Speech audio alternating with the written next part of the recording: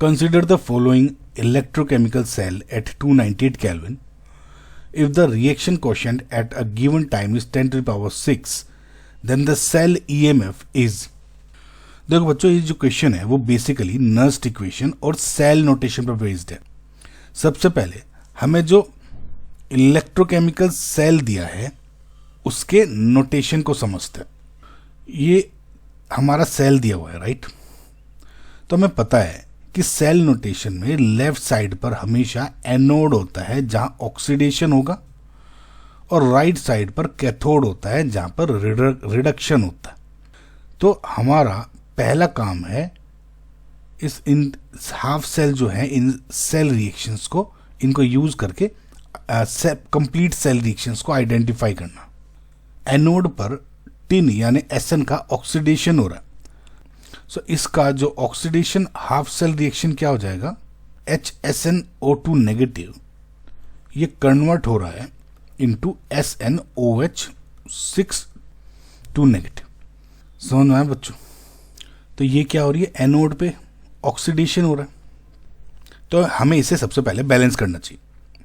तो इसमें जो टिन है is in +2 oxidation state, right, और इसमें जो Sn है इज इन +4 ऑक्सीडेशन स्टेट ना, क्योंकि ये ऑक्सीडेशन हो रहा है, +4 हो रहा है।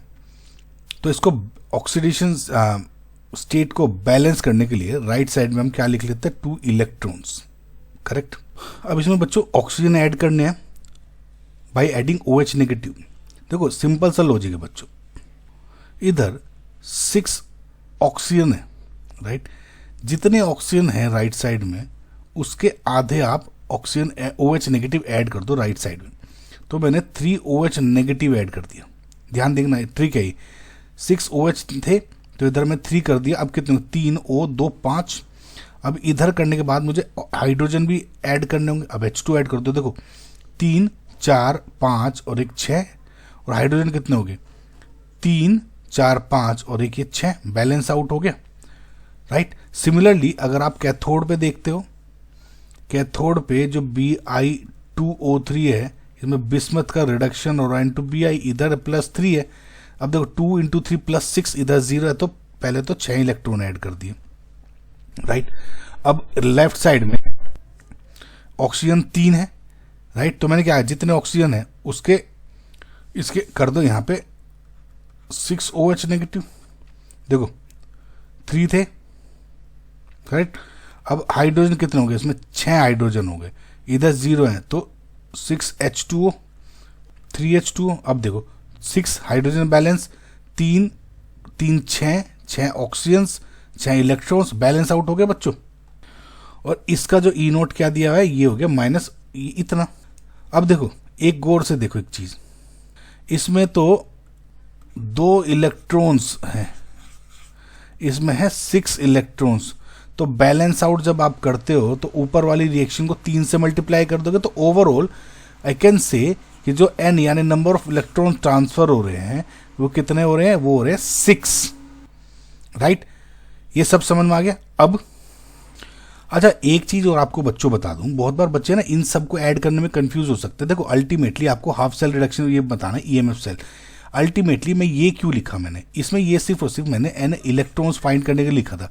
तो आप बस अगर ऑक्सीडेशन स्टेट बैलेंस करके सिर्फ इलेक्ट्रॉन भी ऐड कर दो ना, और ये सब कुछ बैलेंस आउट भी ना करो, तब भी आपका काम चल जाएगा। बस आपको 2 इलेक्ट्रॉन या 6 इलेक्ट्रॉन, मुझे ओवरऑल 6 इलेक्ट्रॉन चाहिए, ये पता लग गया तो आपका सब काम पूरा हो जाएगा।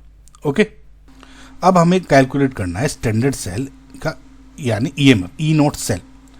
इसका फॉर्मूला सिंपल है, क्या होता है, E nought cell is equals to E nought cathode minus E nought anode. और E नोट कैथोड क्या है, ये वाला, यानी -0.44, और माइनस E नोट एनोड क्या हो गया, ये -0.90। इसको सोल्व करोगे तो इट वुड बी +0.46 वोल्ट्स। ये हो गया E नोट सेल। और आपको कैलकुलेट क्या करना है, E सेल। तो using Nernst equation, E cell will be equals to E nought cell minus 0.059 divided by N log Q। ये क्या दिया हुआ है, 10⁻⁶ Q। तो ये हो जाएगा E नोट सेल की वैल्यू क्या हो गई, 0.46 अभी कैलकुलेट करिए, माइनस 0.059 एन क्या है कैलकुलेट कर लिया था 6 log of 10 to the power 6। तो लॉग 10 टू द पावर 6 को क्या लिख सकते हो 6 लॉग 10 और लॉग 10 होता है 1।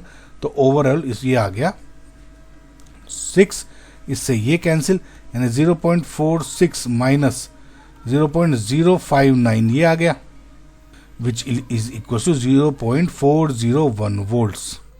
अब आंसर में 10 पावर माइनस में लिखना है तो ये क्या हो जाएगा 4.01 into 10 to the power -1 volts, और नियरेस्ट इंटीजर में 4.01 को आप सिंपल 4 लिख सकते हो, which is your correct answer. I hope बच्चा आपको समझ में आया होगा, कंफ्यूज नहीं होना, बस ये बनानी आनी चाहिए आपको।